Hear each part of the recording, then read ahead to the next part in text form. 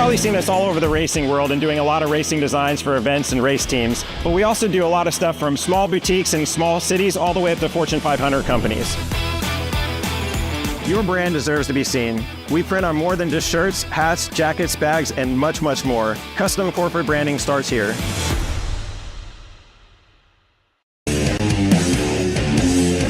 I'm Jeff Gordon, and you're watching Racing America.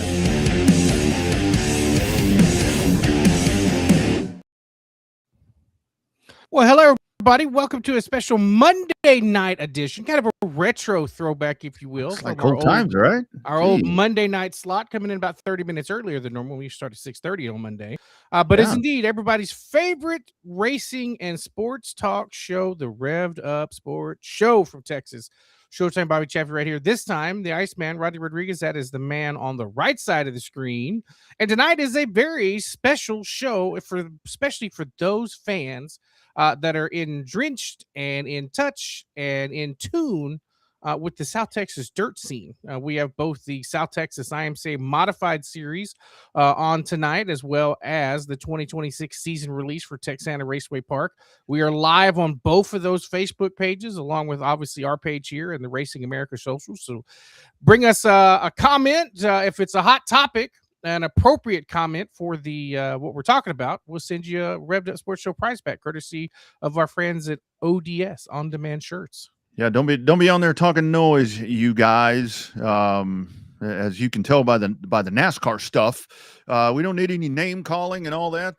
That's bad for business. That is very, very bad for business. So you guys just kind of hang tight. This is a real cool show that we kind of put together at the end of last week to be able to kind of do a little bit of recapping, and at the same time as and I want to commend both Stems and TRP for the fact that here we are on 24 November 2025, and they're already being proactive about their stuff for 2026, and that's super important right there, because people need to plan. I mean, it's truly something, and know the direction things are going. I mean, that's really important. We people joke around about it a lot, but I mean, you plan stuff around what you foresee that's going to happen. So very excited about what we're doing tonight, and look forward to the comments and the great conversations that we're going to be having tonight.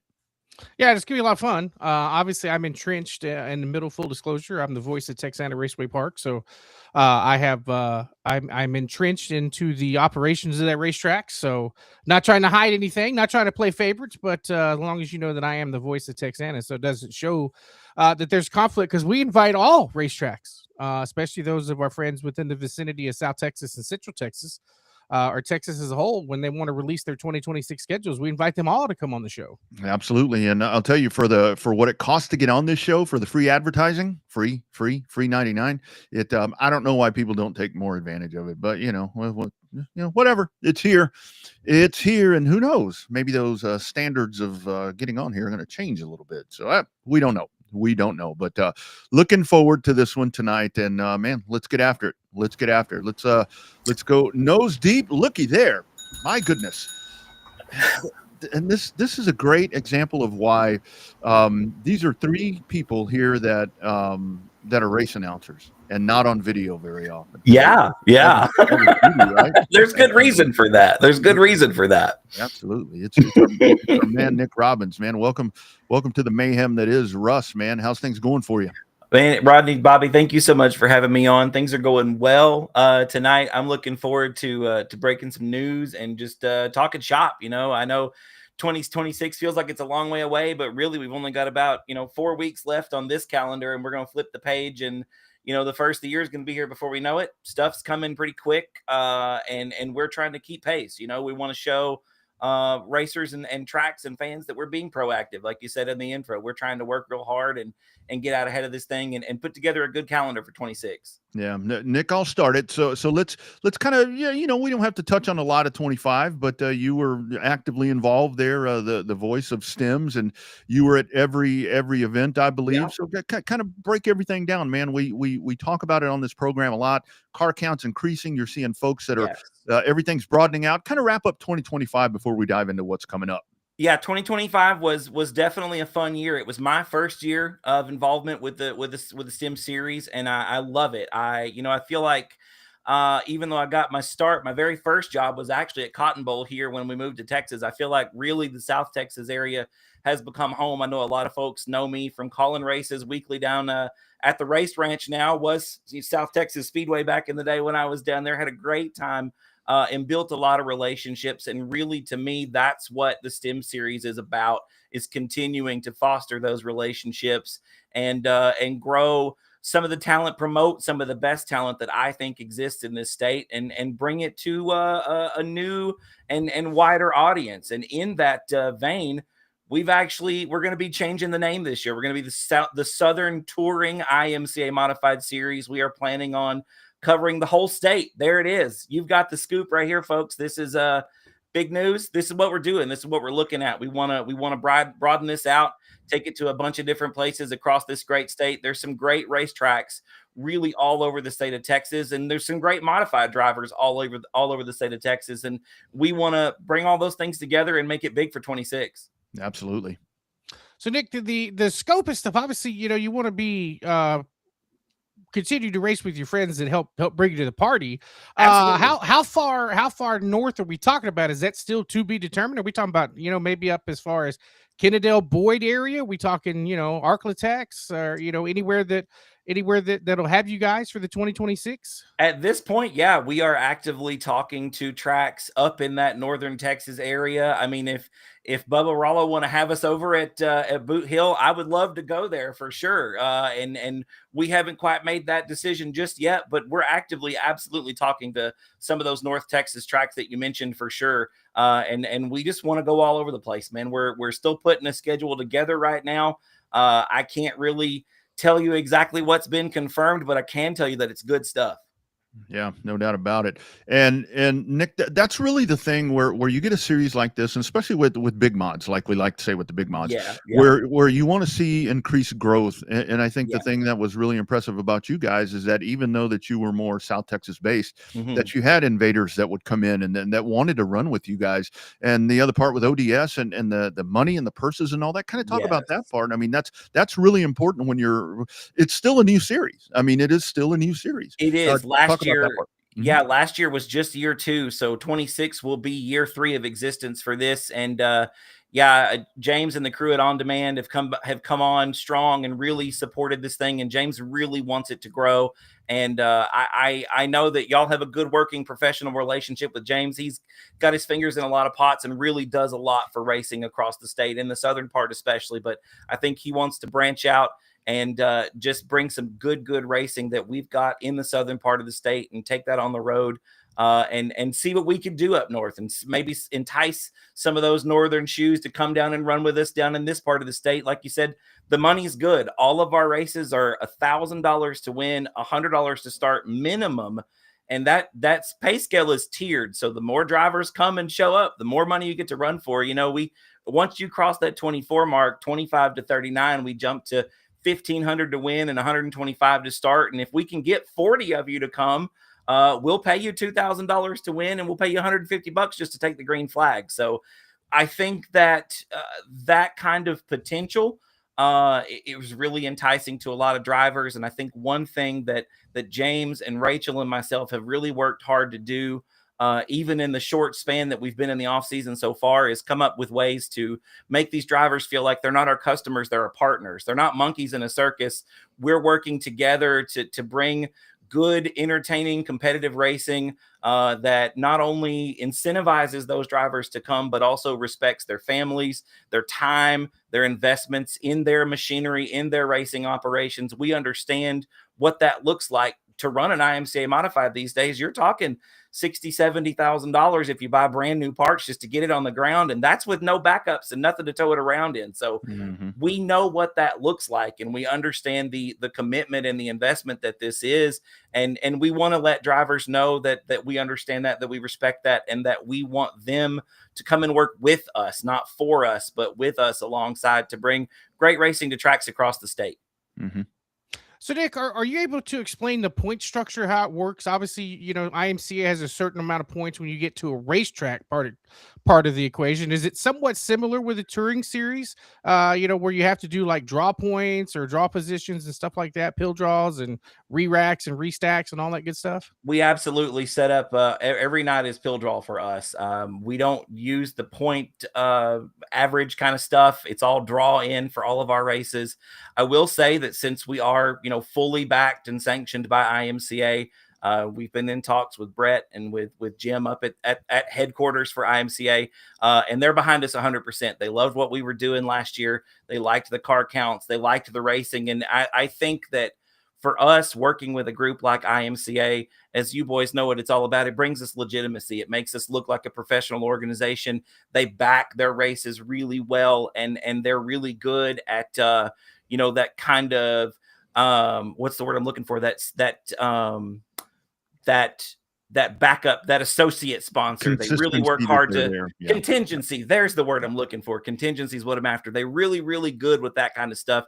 They know what their racers are putting out. And in that vein, all of our races being minimum $1,000 to win, they are all Fast Shafts qualifier races for Supernats at the end of the year. And our racers get all of the things, all the benefits that come, with running IMCA. They still get to run for their regional points. They still get to run for their local points and their state points and all that. So we really, really, really want to work hard just to incentivize these drivers to come and run with us and have a good time. And I think the few events that we did get in last year, there were a lot of rainouts. Yeah. We did complete 7 races and we had 5 different winners in those 7 races. So that, I think, speaks to the level of competition that we've got and the level of drivers that want to come and run.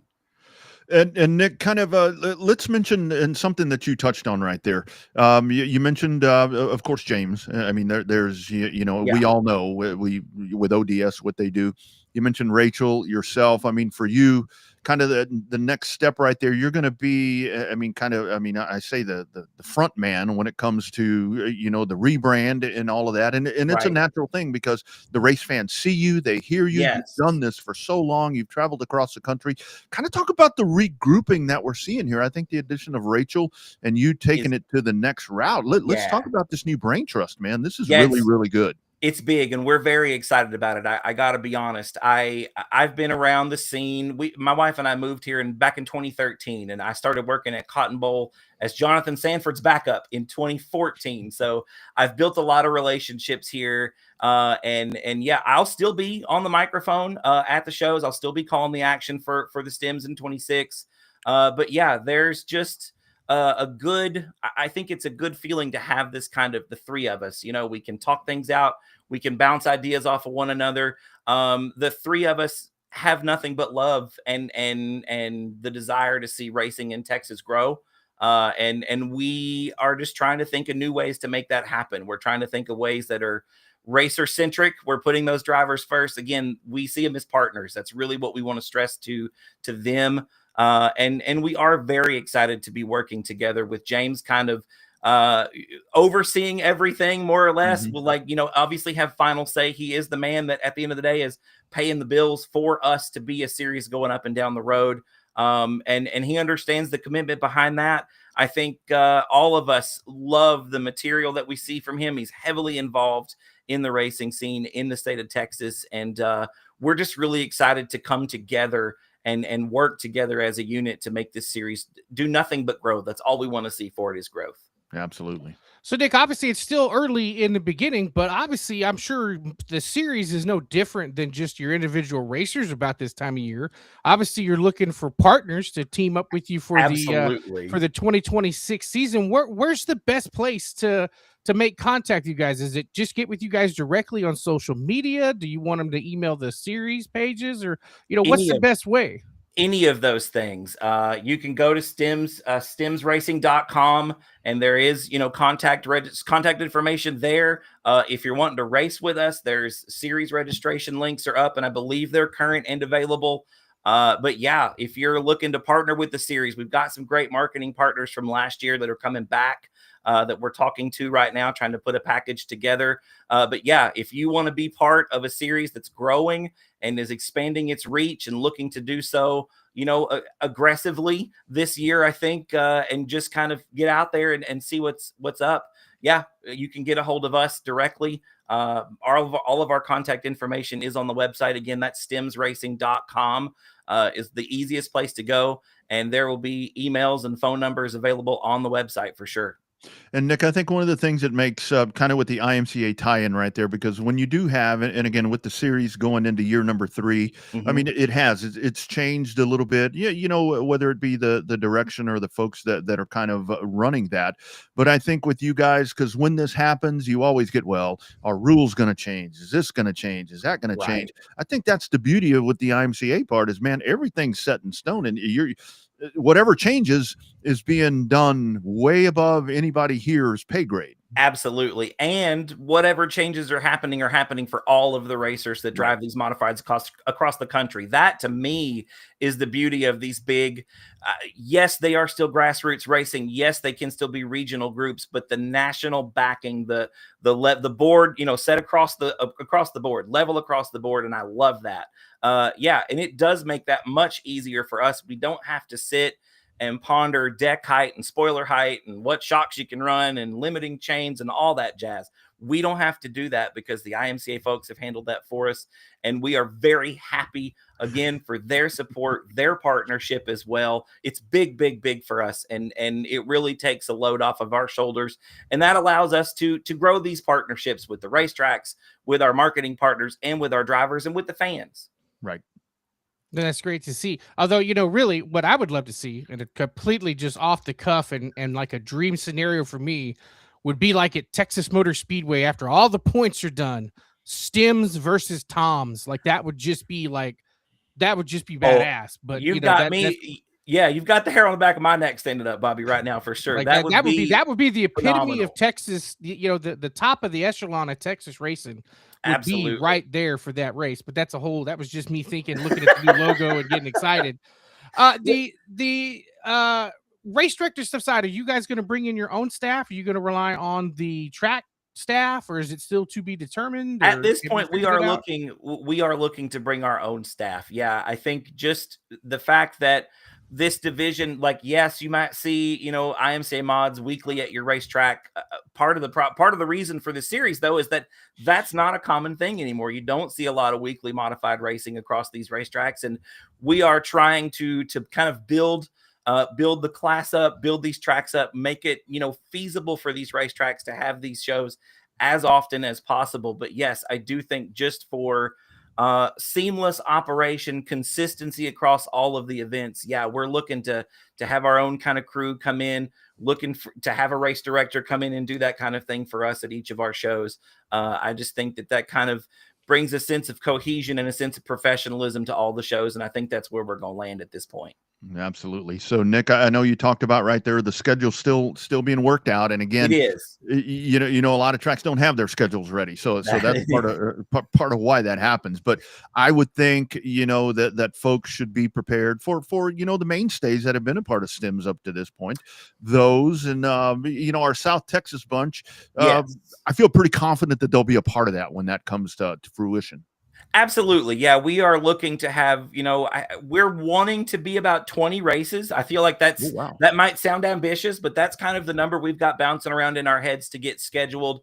And as we all know, 66% of the races we put on the schedule are probably going to be where we land. So we're looking, you're going to have your rainouts, you're going to have your cancels, you're going to have your dates that for whatever reason don't pan out. So we're looking to land truthfully between the 12, I think 14 to 16 range is where we want to be at the end of the year. We're looking to schedule 20 is the number that we have in our heads. Again, that might sound ambitious, but we really think that this is going to be pretty big this year. So yeah, we're looking Southern racetracks. Absolutely. We are going to be, I know I can go ahead and say that I've been talking with the folks at Texana. We are going to be back on that schedule.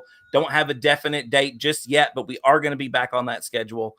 And we're looking at talks with some North Texas racetracks for sure. I wouldn't be surprised to see a handful of dates, north of DFW. So be looking for that. And there, as you both know, as I'm sure you've heard, the rumors going crazy in the silly season. Lots of things are happening. Lots of cogs have to come together for all of these things to be Right. official. So yeah, at this point, it really is just kind of a waiting game. We've been in talks with several different racetracks. I myself have had conversations today and this past weekend with a couple, just trying to put the feelers out there. Hey, we want to bring our circus to your tent. You know, we want to come and showcase what we've got down south and make it look good for the folks up north. And I think that there is some excitement, and I know that we as a crew are excited as well for what 26 looks like. Yes, sir. I know we're already getting the interest is already up. We've even got a 105. Everybody's wanting to know if you're going to go to 105. I'm sure the calls have been out, and it, there has to be a mutual understanding between the racers and the series and the track, because you are a showpiece and you are an attraction when you go to a racetrack. Fans can maybe expect to see a little bit of increase in a ticket price, because your way that the cars are scheduled are built and are ran. The purse, the track has to pay. The person has to pay for the series to be there. We're not trying to pull back the curtain, but it's not like the track just says, "Hey, come here, you race here." Well, the series has got to make financial sense for the series. It has to make financial sense for the race, and the tracks end up having to pay to series to come to their racetrack. That's not just a Stems thing. That's an every series type of thing. So absolutely, we don't want to make the illusion, that it's just a, hey, come see us, and hey, we'll be there. I mean, there's a lot of moving parts and pieces, like you said, to A, get the schedule, and then B, just to get the tracks to open the dialogue too. So yeah. And some of these, they hear a new voice. Like, a lot of people know who I am in Texas, but only because of announcing. I've full disclosure, this is my first go around this wagon as a co-promoter of sorts. I'm developing a new set of skills, and I'm adding layers to existing relationships. So yeah, it does take a little bit of dialogue, is a good word. And I've started some of those, and we've started some of those as a crew. And that's really where we are in the planning phase right now. We have got some confirmations at a few tracks, but really we're just talking to a lot of different people. Yeah. 105, I'll let you know, is on the list of places we would like to be. That is in our heads for sure. A big part of what we've been trying to do, part of that racer forward mentality that we've got, is trying to keep these races, our consecutive shows.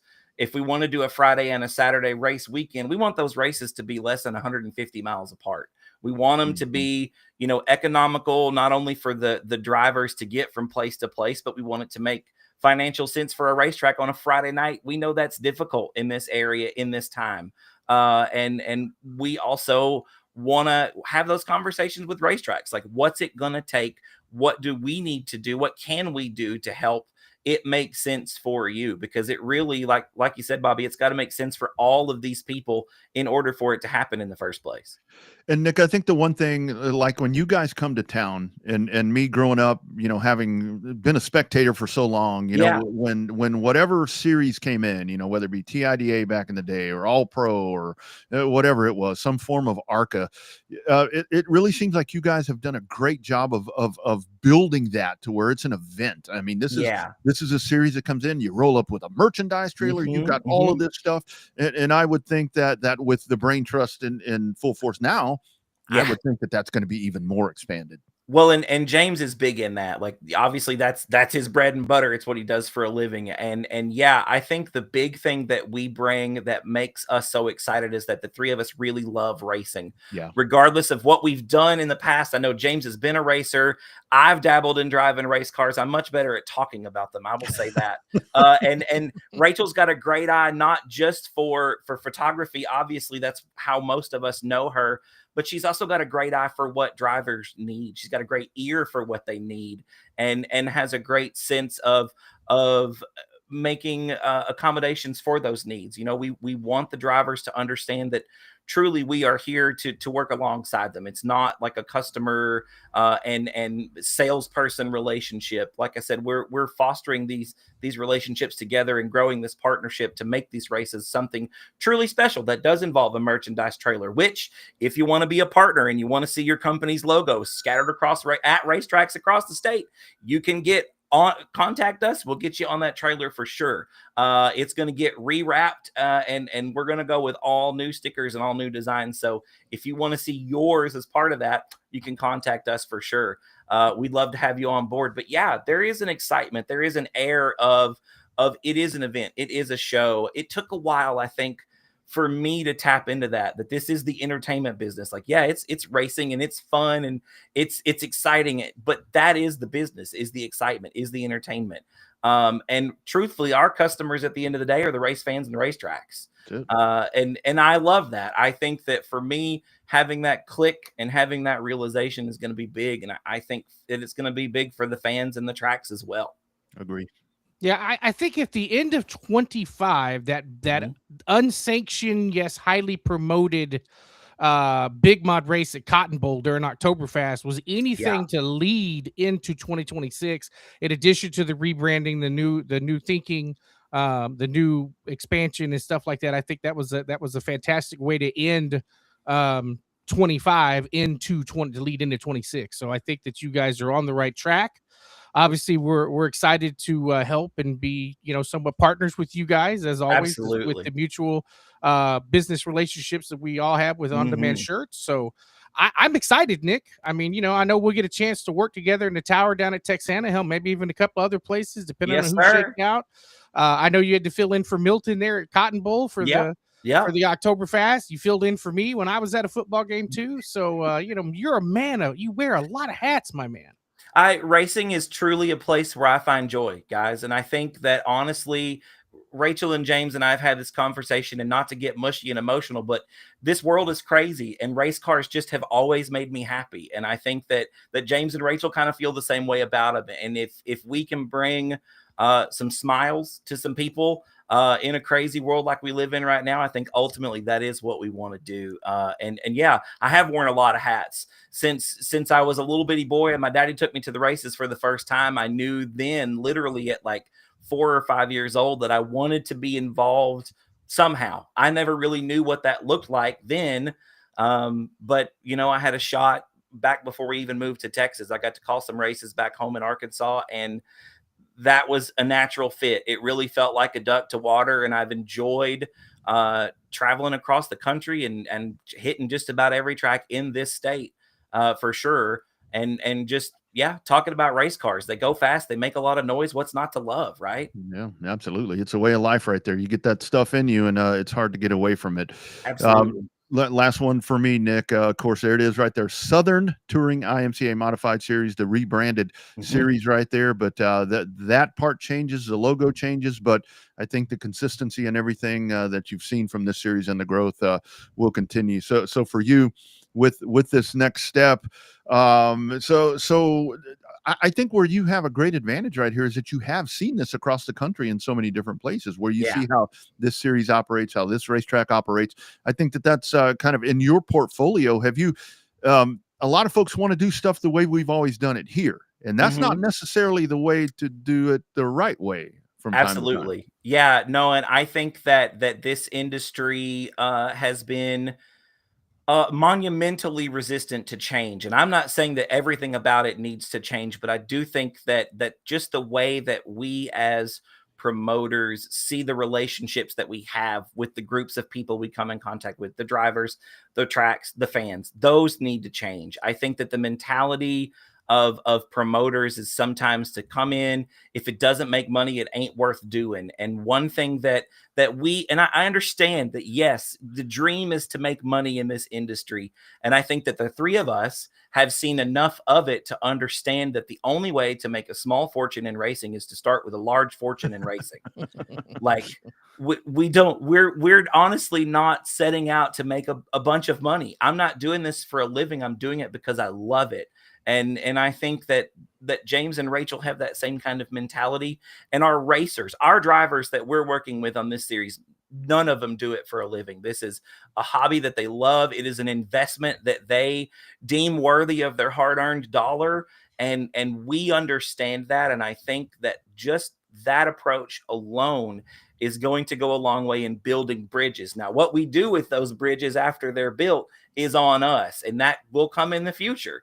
And it will come with its own special set of hiccups and challenges that we look forward to, I think. Mm-hmm. Absolutely. Well said. Well, Nick, like I said, good luck. I'm sure I'll see you at least once, if not twice, down there in For Flag sure. City, USA, and the Texas. sure. And best of luck to you, Rachel, James, the whole crew. And damn, I'm excited. I'm Me excited. too, I, man. I think it's going to be a hell of a 2026 season for Stems. It's shaping up real good. We're very excited about it. Once again, if you want to get on board, you're a marketing partner, you're a racetrack, reach out. Website right now, stemsracing.com. All of our contact information is up there. Cell phone numbers, email addresses, it's all right there for you. Go ahead and grab it. Once again, stemsracing.com. Guys, thank you so much for having me on. And I look forward to doing it again in 26 for sure. Absolutely. We'll definitely work hand in hand with you guys, and looking forward to the success, man. Congratulations, and let's go get it, dude. Kick Yes, some sir. ass. Thanks, All right, boys. man. Appreciate it. Take care, Nick. Yep. You bet. There he goes. Nick Robbins, good addition right there. I mean, not only with the on the track work that he does as a race announcer and broadcaster, but as a really and when you get somebody that's been in the sport like that, people will gravitate to him. I mean, I can tell you from past experience when you have that position and then you start working into something else. I mean, it's really pivotal. You have to learn some different stuff, like you said about different skills. Oh yeah, I remember doing it with Tom's with Cody. Yeah, So it's a you different get animal. Yeah, the people that you think are your good friends, they call you a piece of shit from time to time, but it's all in good love. You know, you can drink a Busch Light with them afterwards, and it kind of all goes away. But looking forward to what they're doing, man. And I absolutely love this right here, Southern That's Touring. great, isn't it? That's a good rebrand right there. That is top notch right there. That is looking like some really, really good stuff. So once again, that is your breaking news right there. The Southern, forget South, Southern.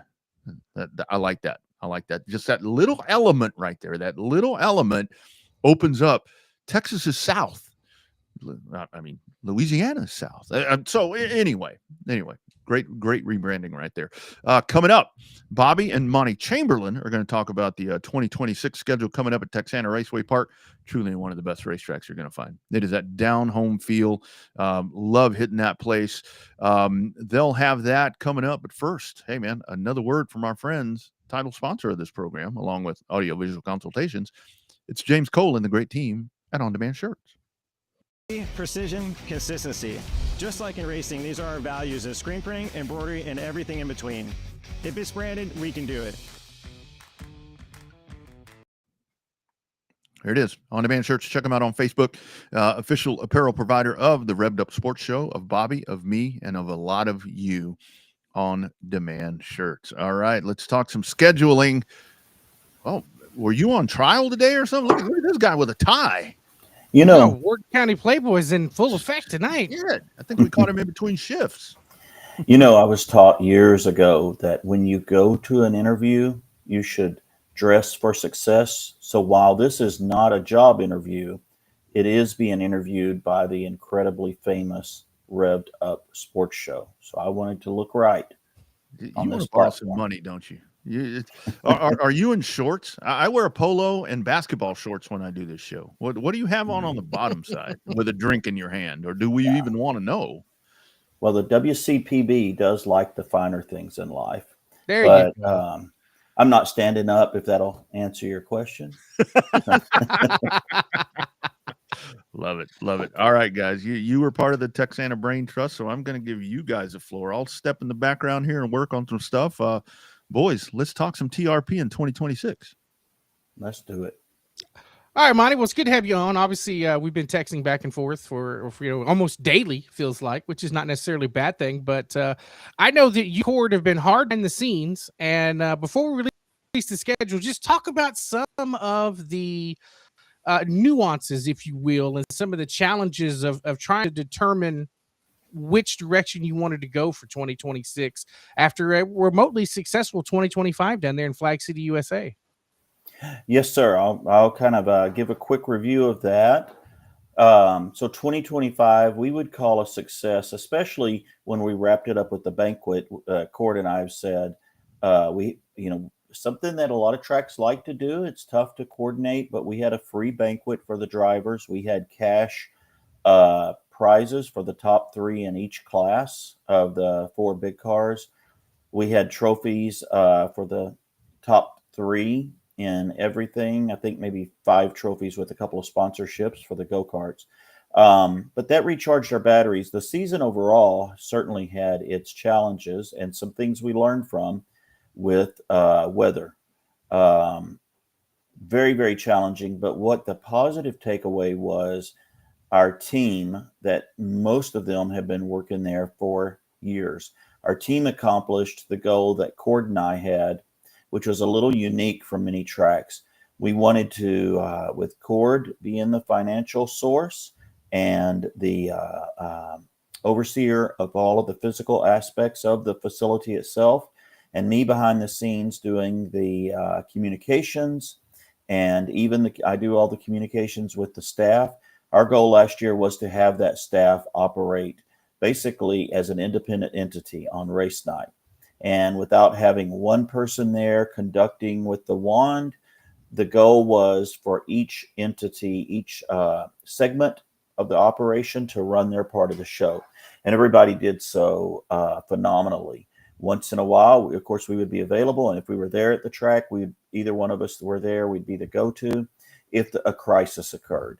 So just for example, I'll give you one little example. Last year, most traveling series tell us, it's here's the price and write us a check because they bring cash. Well, one traveling series, we just assumed, we didn't ask.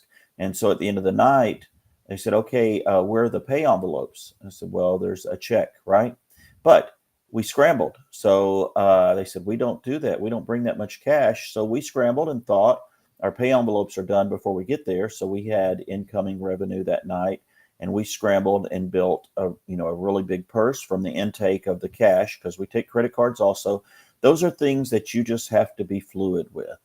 And we wanted to solve that one on the spot if we could. So that was a learning lesson. Weather was a learning lesson.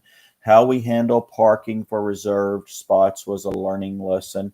So taking that forward into 2026, we think there's always, and where we are is so close to the Gulf, there's a big chance you'll have some rainouts. So we prepared a 13 race regular season and one large event at the end of the season. We're not going to do the large event in the middle. It takes too much energy. But we learned about weather. We'll allow for a max of 3 rainouts, and then we start to reschedule on the 4th one. We don't know where that will be. We'll see where it falls, and it's not going to be perfect for everyone, right? It just won't be, but we'll end up rescheduling and for those after a 4th one. So we learned that you need to have a limit on the number of rainouts. Last year we had way too many, and our life schedule didn't allow for us to have thought ahead to think of rainouts. So we had to just start dropping those. The other thing is with parking on a large show, we did a better job this year of letting anyone know who buys reserved parking spots that those will be good at all regular season events, which will be from the time we start until the last race in September. And then the last show would be open parking. And reserve parking seems to work very well at our place for a lot of folks. I've already sold 63 reserve spots out of the 125 spots we have. That's right on track for last year.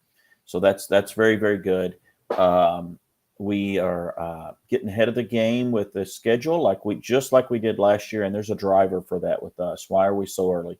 Well, we're so early because we have many competitors who race at the plants, the petrochemical plants, all up and down the Gulf. Anywhere our customer base regarding that is anywhere from the Chocolate Bayou area all the way back down to Corpus. And they have to schedule their time off in advance, well in advance. And deadlines for that are right about now for many plants. They want to know, what is your vacation request? So we try to get this out as quick as we can. We're actually a couple of weeks later than last year. So that's driving that. And we are an every other week track.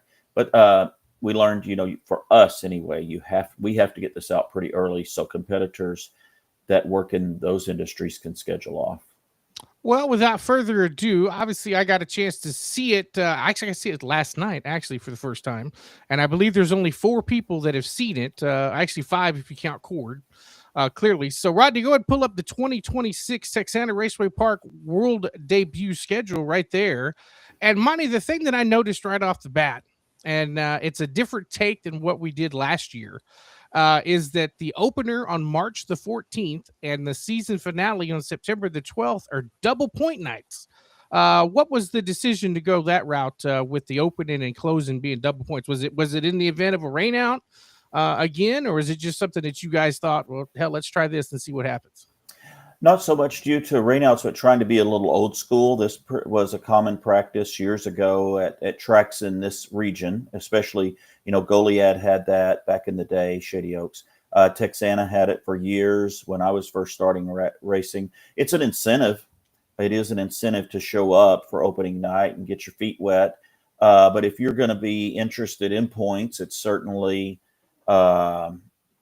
something to consider to attend. So for us, it was just trying to throw some old school back into it more than anything. So what are the things that people are going to ask? And I already know because we talked about it before the schedule. The schedule dates itself are complete. The difference is that you're going to have some touring series added. But as we just talked to with Nick, obviously those are still tracks are still finalizing schedules. The touring series are all still working on their schedules because they can't make their schedules, so the tracks are ready and all of that. So people know right off the bat that the questions are going to be when the touring series, who's coming, who's not. Can you just give a quick overview of the different series that you talked to? Obviously, we know STEMS, the Southern Touring IMCA Modified Series that we just talked to with Nick. We know that they're looking at least one, if not two dates down there at Texana. But what other series you've been talking to? So definitely STEMS, and that's why the schedule looks pretty void. There's a couple of things I'll address on this.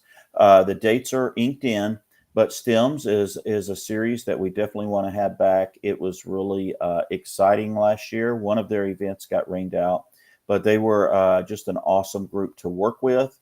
They are extremely exciting on track and just bring a lot of professionalism when they visit, and quite a show. It's a show. It's not just show up and race, but it's a show.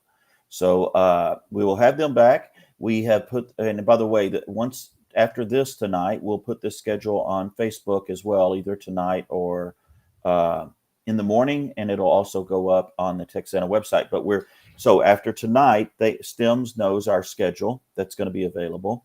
DC RST will know. We've already talked to them and wanted to have them in. Another great group to have visit. They are really cool to work with. And so now they'll see the schedule. I had already touched base with Dwayne a couple of weeks ago to let him know that as soon as our schedule's out, to study it and let us know the dates that they might have in mind. So we, probably a couple, maybe 3 with them, who knows? But they have to wait, I think, for a lot of other things to get plugged in. So if they're not on there early, they will get on there.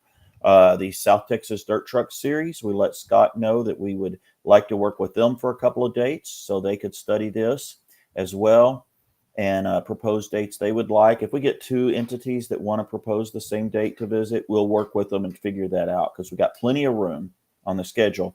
We're not a track that could really do 2 large visiting series in one night that just stretch things out.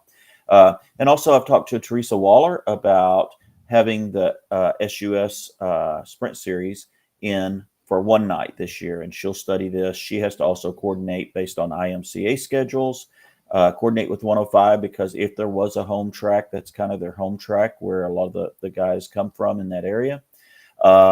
We've had a couple of other groups, not really series, approach us, but I have told those folks. So like we've had someone ask us, can you bring mini stocks there? Can you bring micro sprints there? Historically, those kind of groups don't bring many cars if we've ever tried it. So we're going to be asking them, and I have, to have a point person to rally the troops if they want to visit. They'll also see our schedule, look at that, and we would need a commitment of X number of cars, which I've told them we couldn't do a visiting class with 4 or 5. That wouldn't be a good show. But I think that's the main series, so that makes up those 4. we'd be willing to talk to anybody who actually could either rally troops or has a series that they can tell us how many cars they could bring. So I noticed the obviously the sponsorship nights obviously had a really good group of people sponsoring the racetrack last year. A lot of those have already been on the schedule on this limited schedule here, and I think that there's always room for more.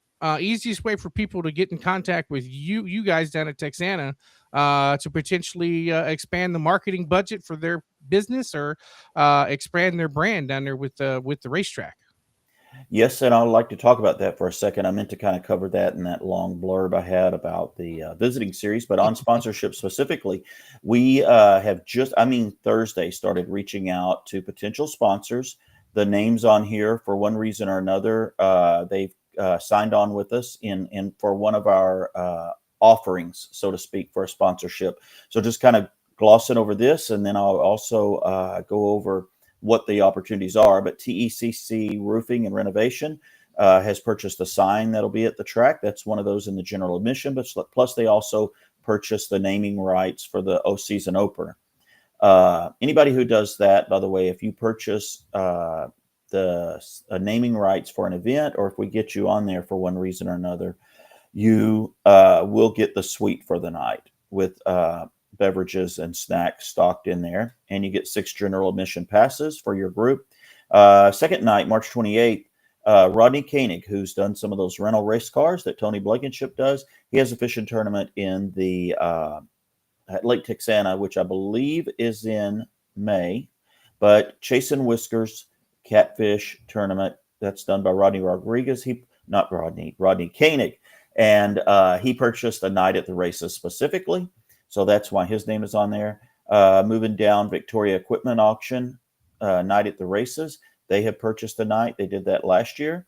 They got those naming rights. May 30th is a new company, but it's an entity we've worked with before under a different company name, veteran-owned company called American Hero Treasures.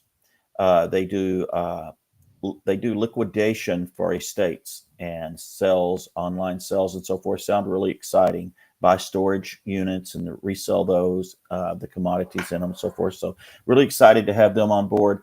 They have the reason they're on here. They get a night at the races because they purchased the naming rights for Hobby Stocks. So the same gentleman I was working with last year, he is this guy with a new company. So Hobby Stocks are now named, and that'll be shown soon. Moving on down, I don't see it on here yet, but Caney's Welding has purchased E-Mods, and he will get a night at the races. That'll be filled in on here. We have Lance and Martha Toller returning for the the naming rights for the Texana Clash, and as you can see on there, so we are just now, as of last Thursday, and we plug these in real quick over the weekend, we're just now scratching the surface. And so we have a lot of sponsors that were with us last year. We feel pretty certain will return, and we hope to gather new sponsors. And here's the opportunities that will be available. And we have a marketing staff member.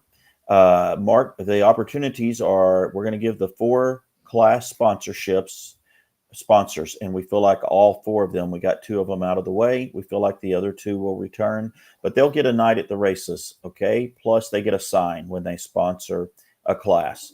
You could purchase a small sign in the general admission area. That's the ones near the fences.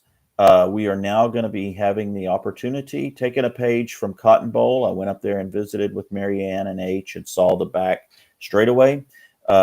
Cord and his team are going to be prepared to build a framework and offer back straight signs that'll be huge.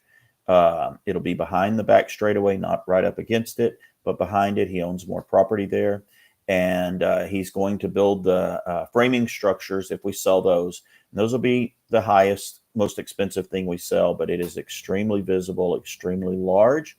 And our marketing staff member will be reaching out to folks on that. And finally, any other things folks have ideas on, or the marketing staff member comes up with, everything is fair game to get companies out there and recognized. Yeah, I know we had talked about it before, or text back and forth. You could expect some of the same nights that you've experienced at Texana over the course of the last 4 or 5 years.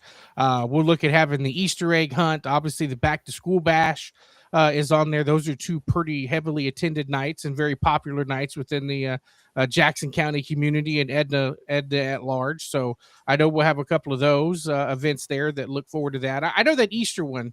That's one, because we don't race on Easter this year. Probably be taking place probably that March 28th race, I would imagine. But talk about the reasoning behind the schedule. Obviously, we're not racing on some of the bigger holidays, but a lot of it has to do with just economics. And then, like you said, there's that work-life balance between you and Cord and some of the staff that you just have to make that work with the schedule that you wanted to put together.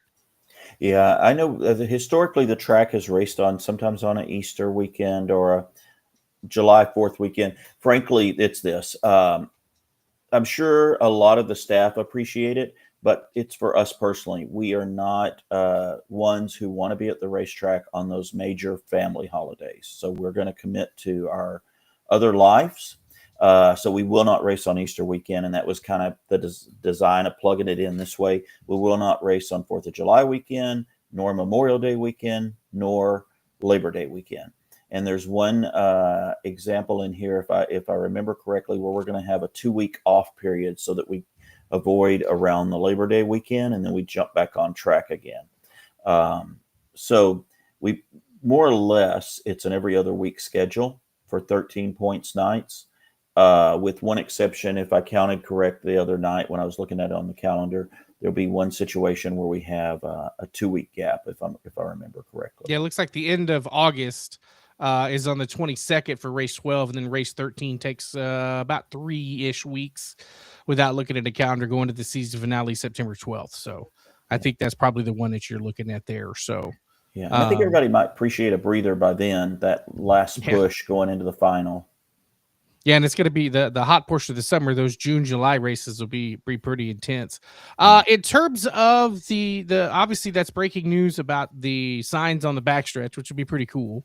Any other breaking news facility wise that y'all are ready to talk about, or is it just going to be a wait and see till you get there on March 13th? I think for me it'll be a wait and see at the moment, but Cord does something every off season. There have.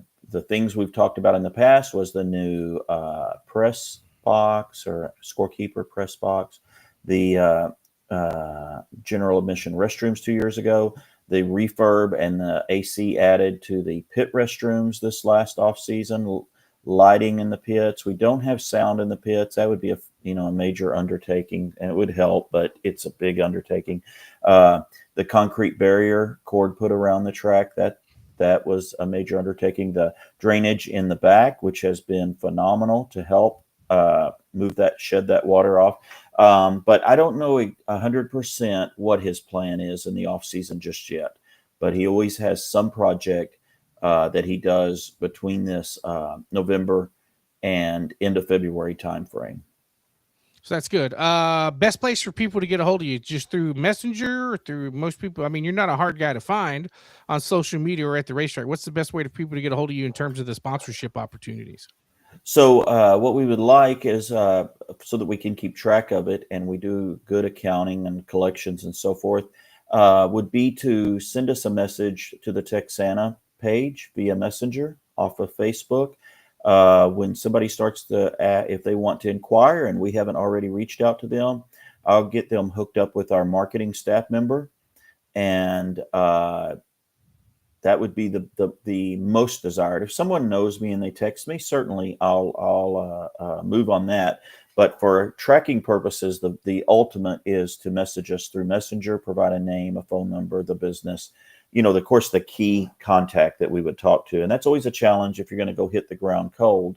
You show up at a business, you kind of need to know who the decision maker is, because you could get pushed off if you don't get to the right person. Well, I know that I'm excited that the schedule has been released because then it makes me plan my 2026 season, and then I get a chance to kind of foreshadow different views and stuff that I can go to when I'm not racing, because people get surprised when I show up at other racetracks. They're like, "You're not racing this weekend. Why are you here?" I'm like, "Well, because I'm a race fan and I want to be here to help any way that I can." So I know that you venture off to some of the other South Texas racetracks, just like you did this weekend. What's up with that braking deal? I thought you had that fixed on that left rear, glowing like a glow stick at a Harlem Globetrotters Nights Out race. What's going on with that, man? Well, I'm one of those lucky drivers, hired shoe, so to speak, that get to drive one of Tony's Blankenship's cars when he's not renting them. And I had that first, I drove it for him in, I think it was the end of August, and first had that problem. He took it back to the shop, worked on it, thought it was repaired. I came back and brought it to the Clash, and maybe it was September. And then October, I brought it to the Clash. We were running good and started having the same problem. This weekend, which I'm going to deviate for just a second on a personal note. So this weekend, we went down there and we were crap in practice night. We really just were going backwards. So we tightened up the car. I came back Friday and went from 5th to 1st in a matter of several laps on the first heat race. The second heat race, I was outside, or where was I? Outside pole, and went to 1st. And TJ Sullivan kind of almost had the same path. He started about the same depth in each of his heat races and won them. So I won both heat races. He won both heat races. But something weird is going on with that car. It'll start lighting up like that, which is kind of a show. But you go to tech, as you do in the infield there, and you come off the scales, and then I'd turn to the left and it'd lock up. I mean, the pedal is stuck. And then in the feature, you never know what's going to happen, but we had a car that I thought was going to go to the front, and it was primed to go to the front, but those brakes started kicking in, as you saw. And so there was no pedal anymore. After halfway into the race, when it was lighting up, the pedal got stiff. And then after our last caution, the pedal went to the floor, and I had a little bit of brake. But so obviously you can't enter the corner that well. But otherwise, it was great. Now, the final note is, I had such a phenomenal time down there. I love going to a different track where I'm not working or feeling, the sense of some little responsibility over me, even if I'm racing at Texana. But let me tell you, Saturday it rained about 3:30, I forget, and rained for 30 minutes. The pits were rough out there. It was rough. The pits were rough. But, if it hadn't of, I think all the car toters hadn't already been in there, well, you couldn't have got them in. Yeah. But then that track was like, whew, they got their work cut out for them. But let me tell you, that was one of the best tracks I've ever raced on. And it was what I love about South Texas Speedway is you can pretty much hammer down except for setup in the corner. And then you can hammer down all the way around, just create that diamond. And anyways, they did such a phenomenal job. The track was fast. It was smooth. It was incredible. You just had a huge levee down on the infield. You don't want to get out of sorts and try to get into that. But it was just phenomenal. And then it came raining again at the end of the night, and they couldn't do the features right for the limiteds. So we were staying over, and it rained and it rained and it rained, and it was slop Sunday morning. But we left at about 7 a.m., put it in four-wheel drive low, and just eased out without giving it gas. So right on out. Hold on, Ronnie. Before I forget, because I forgot to mention this when I had the schedule up. People are I can already envision the Facebook Messenger messages. 2026 classes. The four main classes are going to stay the same. I know that there's some minor rule changes that are going to be into effect. And then, of course, the magic thing everybody wants to know is, are we going to run karts in 2026? Yes. Okay. So I want to hit all three things you just said. So first, what we call limited modifieds, also called sport mods, those rules will stay the same, and they strictly reference the two sanctioning bodies. Okay. So whatever the sanctioned rules are in 2026 is what we will refer to, and you pick your poison, one or the other. Okay. And so if you go to tech, you declare, I am running under USRA. I am running under IMCA. Then our factory stock rules are going to stay exactly the same. We tossed around, going and referencing a sanctioning body, but I talked to drivers. They said, leave them alone because they're predictable. Okay. And no cost there. E-mods, we're going to stay the same on those.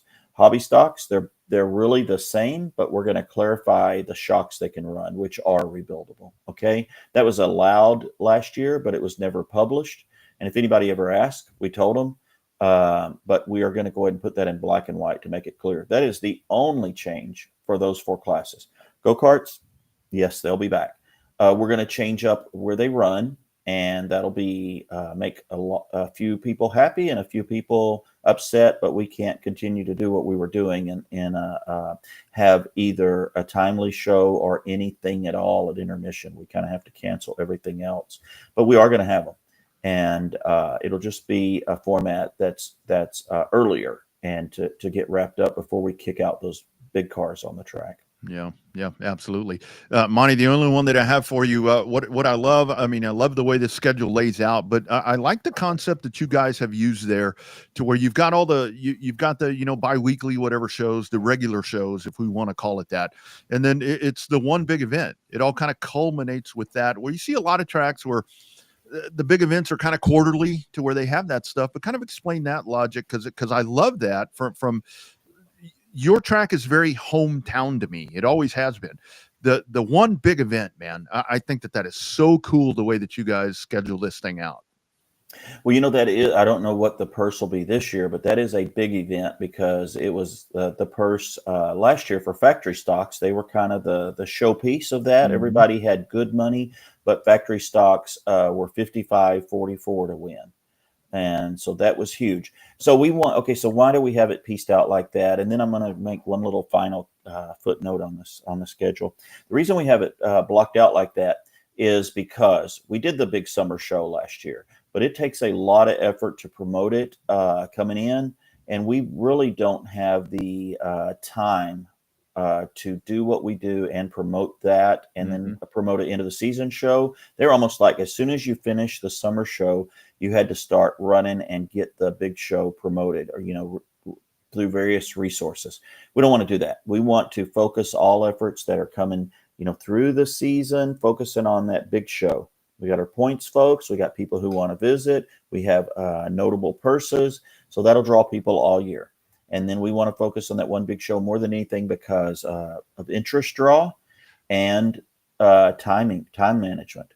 And I did want to say one thing. We did this last season when Cord and I came in to do this, and we did it again. But we share this before we ever let anybody know. We pass this by Marianne, Ray, and Owen.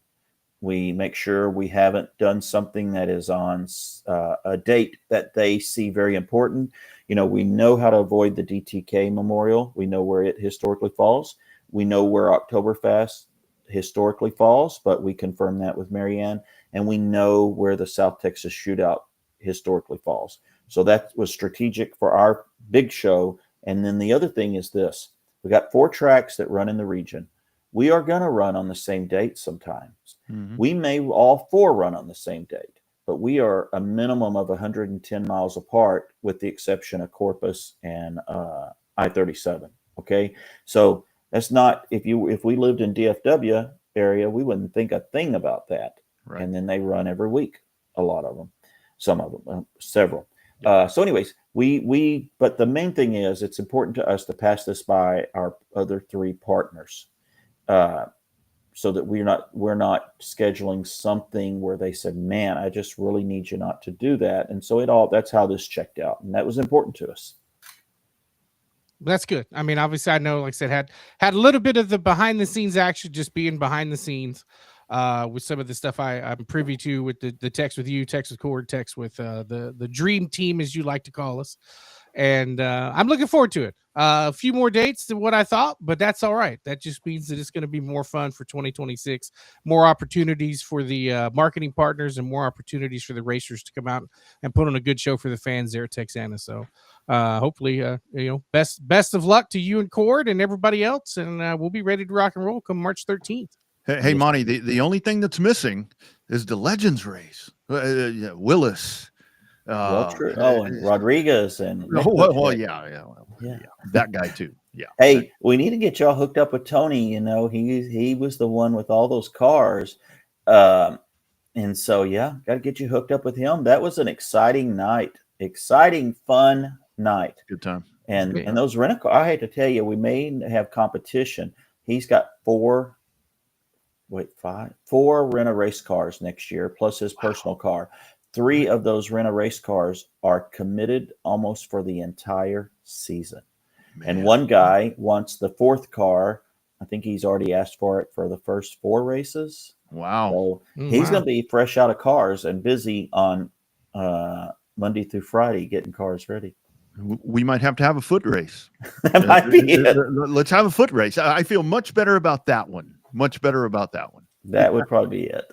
Yeah, absolutely. Maybe we'll get Nick to come down one night and talk about a revved up challenge race. Have me and Rodney in race cars and see what happens. Yeah. Then you got a shot at that one, Rodney. Because I'll win that one. I guarantee you, I'll win. Yeah, it's been a long time since I've been on a dirt track. So yeah. Good stuff. Well, thank y'all for having me. It was very exciting. It's always awesome to be on your show, and I did want to dress for success just tonight, anyway. Yeah, I feel like a slug the way you look over there, man. Is that an on-demand shirt, blazer, and tie? Yes, this is one of James' special orders. Well done. That I submitted. Well done, man. Well done. Good stuff.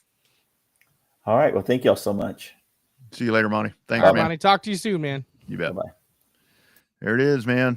Loaded night. You got the rebrand. So to recap everything, there is your Southern Touring IMCA modified series that is going to grow itself out, and great ideas that I've seen right there with different racetracks and different thoughts and so forth. And of course, with the full support of On-Demand shirts, the driving force right there. So that's something that's definitely going to help all of that. So you have that. We broke that. And then also right here, there is your 2026 schedule, man. I like that. That's good. That's a very aggressive schedule. I'm looking forward to that. Every other week, man. That'll be a challenge on the old vocal cords. But I mean, I did also have like a 5-week break with all the rainouts this year. So well, it's bound to happen. Climate change. Being down there that close to the coast, and there's always a 20% chance of rain on the coast. So yeah, good stuff. Great program. Great special Monday program for you guys tonight. So as we start diving in to Turkey Day week, we'll jump back in next week. Maybe get to some of this NASCAR. We'll save the NASCAR stuff because I think by next week we'll kind of be right on the cusp of that trial. December 1st is the first day of the trial. I don't think they're going to settle it before they go to trial. No, I don't think so either. I mean, it's a very eventful weekend with everything that came out, and I did a dirty air yesterday or whenever I did that, and it's like I totally understand that folks are up in arms with the different whatever, but I mean that's stuff that is said where you don't expect people to see that, right? Yeah. I mean I don't expect people to see our text messages. So I don't think most people want their text messages made, public record. I mean that's it's not a good look. It's not a good look. The SRX thing is the one that I go back to. That was, and I talked about this. It was yesterday, to where it was like, I think a lot of folks are like, "Oh my God," but I think that NASCAR, I think that the Steves were kind of in that conversation because it was us that wanted SRX to supersede and replace NASCAR. And they see what we're talking about, and they're gradually going to go into that mindset. So I think that's a lot of why that conversation happened. Well, and the main draw of SRX was mainly NASCAR, current and former NASCAR Cup stars. Absolutely. And I totally get that. I totally get to where they're a little pissed off about that, to where it's like, those are our people out there that this new regime, and to me, it never was that it was going to, I thought it would help. I mean, if you had a Saturday night show or whatever, and you saw those people, I mean, I thought it was always going to be a help, but I think that those empowered people were convinced that it was going to be a bigger threat than it was going to be a help, and here we are with all this time. So yeah. And I'm fully sure right now that NASCAR, even the charter system, I think was in good faith to help the sport. I think right now they're like, we shouldn't have done that. Mm-mm. We shouldn't have done that shit. I mean, I know that's what I'd be thinking, and I'd text that to anybody right now. Yeah, no shit. Yeah, absolutely. Absolutely. All right, man. Turkey Day week. I'm on the road tomorrow. Got to make one stop, finish off this phone ordeal, and we'll get that done. And then I think probably for me for Thanksgiving, a little different this year, I'll probably be having a McRib, which I'll take. Yeah, right. Well, you do like the McRib, so I love the McRib. I don't know. I'm actually off tomorrow and on Wednesday. Then, of course, obviously Thursday and Friday. Got to take care of some Caldwell County stuff that I texted you about later. And then gonna, like always, between toys and tools, I'm always in the mood to clean and organize my garage. So I got to work on some of that. And obviously, I've got the new PlayStation that finally came in. So NASCAR 2025, here we go. So Takes up some time, man. Takes it up some does. time, don't It does. Yeah. Yeah, it's weird. I've got one setting where I kick their ass, so I bump it up a setting, and then they kick my ass. So I don't know which setting I want to keep it on. So Oh man, I just put it on the hard one because it's I laugh at myself now. It's like and all the responses. I mean that's the cool part. So, and so we definitely had a lot of tell us what you think tonight. So you folks be looking here in the next couple of days. We'll get one of those winners, or we'll get all those comments determined, and then we have to go over and check the Racing America feeds on X and all of that, and maybe we'll pick a couple and we'll get some hats and caps and all that good stuff sent out, courtesy of our friends at On Demand Shirts. that's right, best in the business. Yeah, absolutely. All right, friends, enjoy your Thanksgiving time. Enjoy that Thursday. Family, football, food. You pick the order. It's all those F's. Fun stuff on Friday. And so I guess no, there is no race. Is there racing? I'm sure there's racing somewhere. But anyway.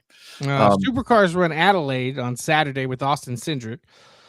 Friday night and Saturday here in the States, with the races being on. Actually, they may even run a Thursday race. I think they run 2 on Friday, 1 on Saturday, 1 on Sunday. So there's 3 races to go for the supercars. And then F1 just ran in Vegas. So they run Qatar in 2 weeks. And then I think they run Abu Dhabi opening weekend, the same weekend as the Derby. So, yeah. And say what you want to say. A lot of people in Vegas. Enjoying it. I know Friday. I think Friday the F or free practice 1. It looked a little dense. But on Saturday race day, it was jammed. It jammed just like you expected. And Verstappen wins by 16 seconds, and everybody still loves it. Don't understand that.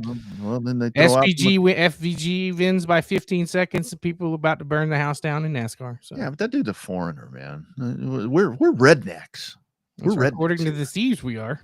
Yeah, we're rednecks around here. Even me, I'm a redneck around here. So, all right, you guys enjoy your Thanksgiving holiday. Who you got on Friday, Black Friday? I'm assuming you're going to go for the Longhorns over the Aggies. Oh yeah, Texas wins. Yeah, absolutely.